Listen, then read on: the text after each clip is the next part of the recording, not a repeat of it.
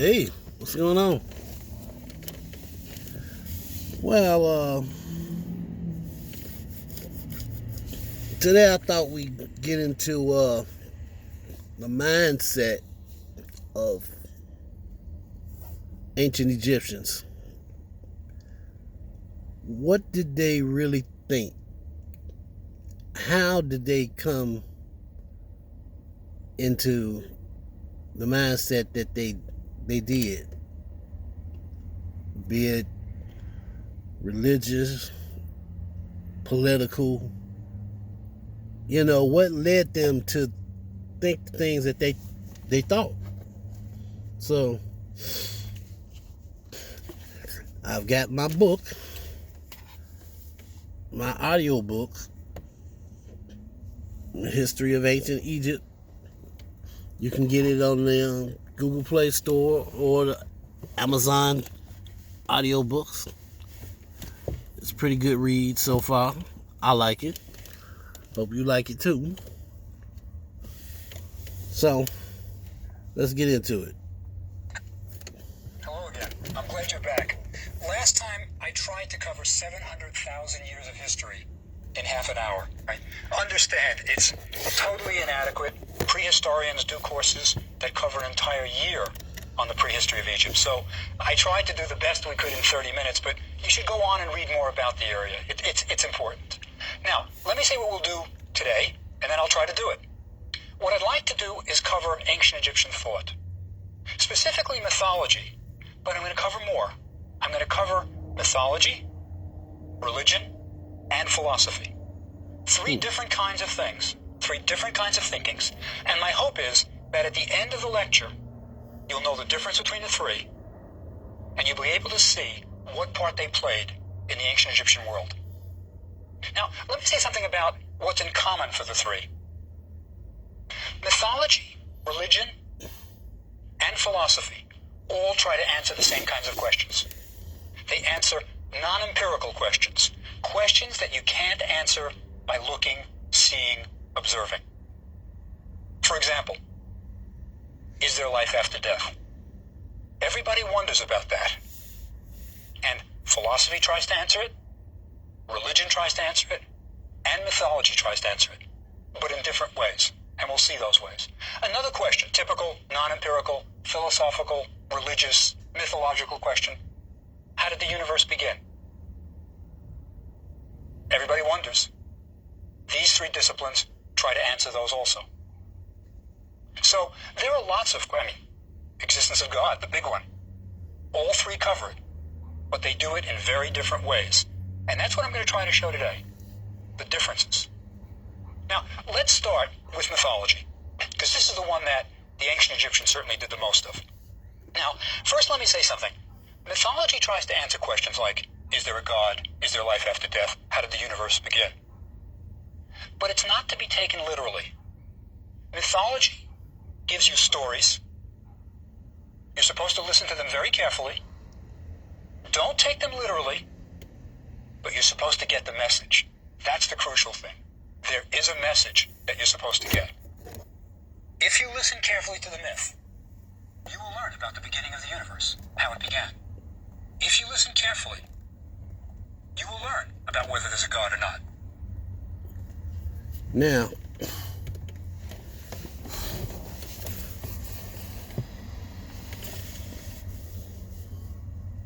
sorry about that.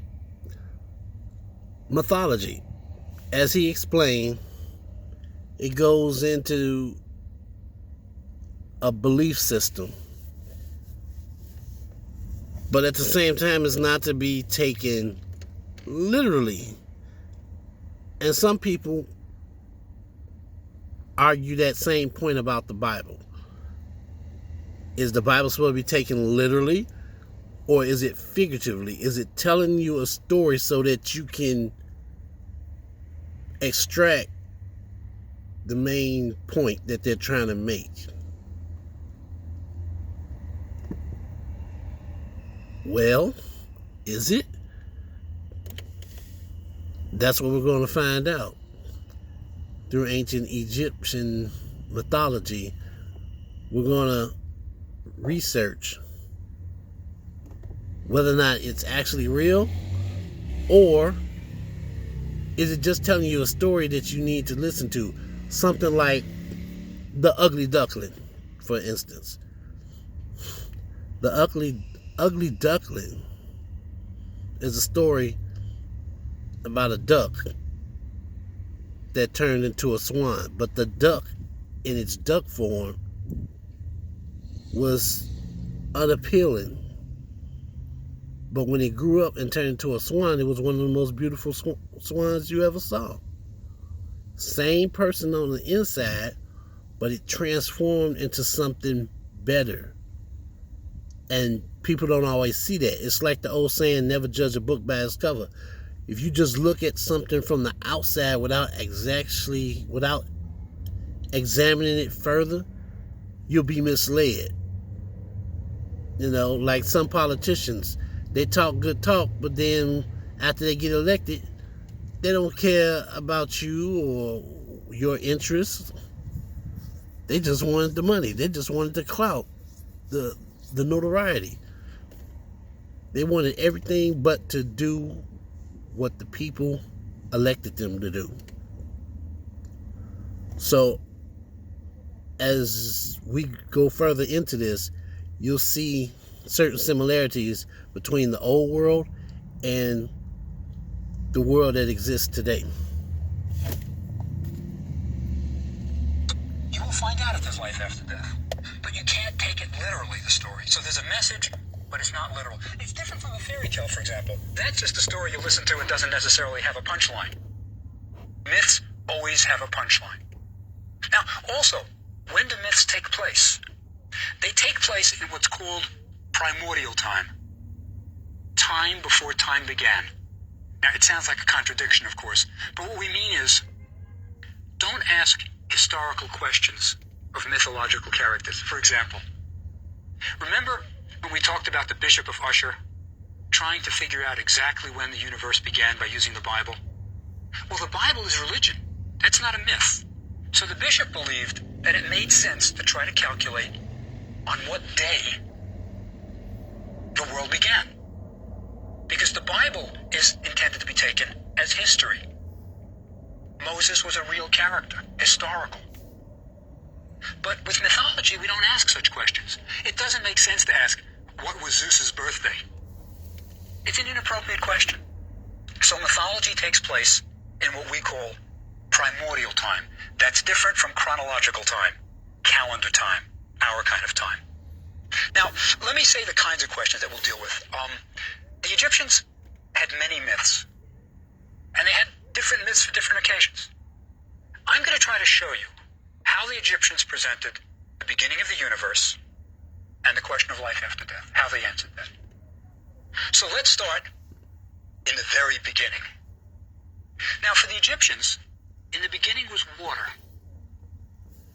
And in the primordial waters were 8 gods. Now, the 8 gods are called the Ogdoad, O-G-D-O-A-D. It's just 8. These gods came in pairs, so to speak, a husband and wife, or a male and a female. And they had attributes. So in these primordial waters were these 8 gods, 4 pairs. You had Huk and Huket. Now, their attribute was formlessness. Formlessness. Now, if you want to remember which is the male and which is the female of the pair, the female always ends in a T, the letter T. So, Huk is the male, Huket is the female. Nice thing, by the way, about the Egyptian language. Every Egyptian word that's feminine ends in a T. Unlike, say, French, when you're always trying to figure out why is this masculine and why is this... You don't have to worry about it in Egypt. Everything ends in a T if it's feminine. So, Huk and Huket are the first pair. They're formlessness. Then comes Kuk and Kuket. Darkness. Amun and Amunet are next. Hiddenness. Now, Amun is later going to become a very important god in ancient Egypt. The most important. But that's thousands of years off. That's when we're going to have the pharaoh Amunhotep, whose name means Amun is pleased. So we've got 3 pairs so far. The fourth pair, is Nun and Nunet. Nun is the primordial waters, the waters themselves, and his consort, Nunet. Now, the important thing about this myth is to gather just what are the Egyptians trying to tell us? 8 gods in the water? No. They're telling us more. Think about the attributes. Formlessness, darkness, hiddenness. In the beginning was chaos. These are not sort of user-friendly terms. No. Hiddenness, darkness, formlessness. They're not positive attributes. They're Right. negative. So in the beginning, we have chaos. Now, anybody who's ever spent some time reading the Bible can tell you that in the beginning, the earth was void and darkness was across the land. God created light, and this was good. So, even in ancient Egypt, way, way before the Bible was even thought about being written down, somebody, somewhere, knew that there was a God. But we don't include that in our religious history. We try to stay away from Egypt because somebody said black people were enslaved in the land of Egypt. There's more to Egypt than just slavery. There's more to America than just hypocrites and people who like to lynch black folks. So, that being said,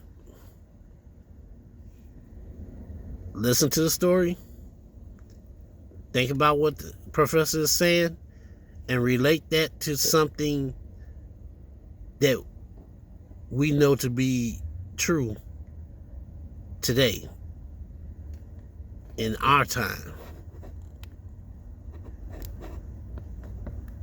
And that's the 8. That's the beginning of the universe. But we don't have people yet. And we don't have gods in the Egyptian sense of gods that can interact with people. These 8 gods are often shown as having the heads of frogs, because they're water deities. But we don't know any more about them, really, except their attributes. But then, the moment of creation takes place. Out of the waters arises the primordial hill, a mound of earth. Now, up and down Egypt, they built temples, and every temple claimed, we're built on the primordial hill. I'd say they wanted a kind of primacy, but the myth says there was a primordial hill. And standing on that primordial hill was a god, Atum. Now, Atum is a special god. He begins the other gods.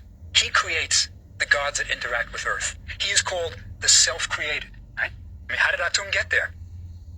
Created himself. And then Atum, by himself, has 2 children. Now, what's going to happen is Atum is going to have, lead to a total of 8 gods. Atum plus the 8 are called the 9, the Ennead. 9 just means the Ennead. So Atum starts it all off, and who are his children? Shu and Tefnut. Shu is air, and as you know, he's the male, right? Because Tefnut ends in the T. So Shu is air. Tefnut is moisture. So what the myth is telling us that in the beginning, we have air and moisture.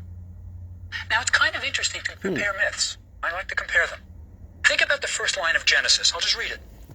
Didn't I just say that? God created the heavens and the earth. Now the earth was a formless void. There was darkness over the deep. Notice, there's a similarity that in the beginning is formless void, darkness. Now, of course, the Egyptian myth is thousands of years earlier than the Old Testament. And we'll see possible borrowings from Egyptian mythology and Christianity and Judaism. But the point is, people seem to agree the beginning was a scary time.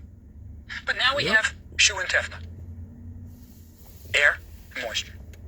Next, they have two children, Geb and Nut. Again, you know who the female is, Nut. Geb is earth. Geb is earth. Nut is the sky goddess. Nut is sometimes shown in tombs, and it's a wonderful painting of her sometimes, on royal tombs. She's shown on the... You gotta remember, these myth stories, this is human beings trying to explain the world that they live in. You get this big ball of, this big yellow whitish ball in the sky that drops off after a few hours, and then everything goes dark, everything gets cold, nobody knows why. Then all of a sudden, some hours later, the big ball pops back up in the sky and everything gets warm and crops start to grow and birds are chirping. Why is this happening? How is this happening? They don't know. So they have to use what they do know to try to explain what's happening. That's a human thing. That's just the way we are. So to act like, oh, that's paganism, that they don't believe in God. Maybe they didn't understand God. Did anybody think about that? When you have a child, that child is just a few months old, you don't always understand what that child is saying. It sounds like screaming and hollering. But the child is trying to communicate the best way it knows how until it learns the language of the parents. Until it learns that language, it sounds like babble. So you have to spiritually know, okay, certain time of the day, the baby's crying a certain way, a certain pitch, a certain tone. Let me check the diaper. Okay, it's been about 4 hours since I fed the baby. Maybe the baby's hungry. Let me check, see if he's hungry. It's not all black and white. The world is not all black and white. It's lots of gray areas. So, as a Negro, I feel like whether it's false or true, this is part of the history that leads up to modern Negroes. So we should embrace it. And other cultures should understand that this is part of what led to who we are as black people, as Negroes. So no other culture has a right to just destroy that part of my past. If I choose to embrace it or I choose to deny it, that's on me. Don't hide it from me. Don't steal it and then try to sell it back to me. It was mine from the beginning. So, that being said, let's get back to our story. Ceiling of a tomb. And what she's doing is she's bending over with her arms kind of down one wall and her legs down another. Her belly is the ceiling. What? And it shows the stars on her belly. And what Nut See? does is she swallows the sun in the evening. It travels through her and she gives birth to it in the morning. That's So not you get this notion sexual. of It's birth, just rebirth. explaining the So we story. have now air and moisture, and we have earth and sky. Compare that with the Greeks, by the way. Remember the Greeks had 4 basic elements? They had fire, air, water, and earth. Right? There are similarities. Interestingly, by the way, for the Greeks, fire was a very special element. I'm sure it was. It's the only of the 4 elements that animals don't live in. Animals lived in the earth, in the air, in the water, but not in fire. And fire in later ages would become a crucial element. But we have the Egyptian myth. Now, we've got Geb and Nut, sky and earth. There's even a sidebar to this myth where you got a story of how air becomes a little jealous of Gebenut and squeezes in between, right? So you get the air between the heavens and the earth. Anyway, they give birth to 4 gods who are central to Egyptian mythology. They give birth to Isis and Osiris, who are brother and sister, naturally, husband and wife. Excuse me. By the way, I said that every Egyptian name that's feminine ends in a T, but I said Isis, that doesn't end in a T. That's because we know her name from the Greeks. Her real name in Egyptian is Ist, I-S-T. But the Greeks, when they came and add their I-S endings, it becomes Isis. Right? And that's another thing that I found to be interesting. A lot of traditional Egyptian names given to the gods were given to them by Greek standards, not by Egyptian standards. The Greeks came along and just started renaming stuff. It's like when immigrants came to America, and the early Americans at the ports, they didn't understand how to pronounce these names, so they just put a English pronunciation on them. Messed up everybody's name. So there's like 2 or 3 different spellings of every name in America, and you could run into your relative and not even know it. The first thing people say, oh, nah, they ain't related to us. Oh, they probably are. If you go digging back through your history, yeah, that person that you met on the train or the bus, they probably are related to you, distant relatives. Because a lot of families branched off and split up. So, that being said, I'm going to conclude this video, and we'll talk more later. Bye.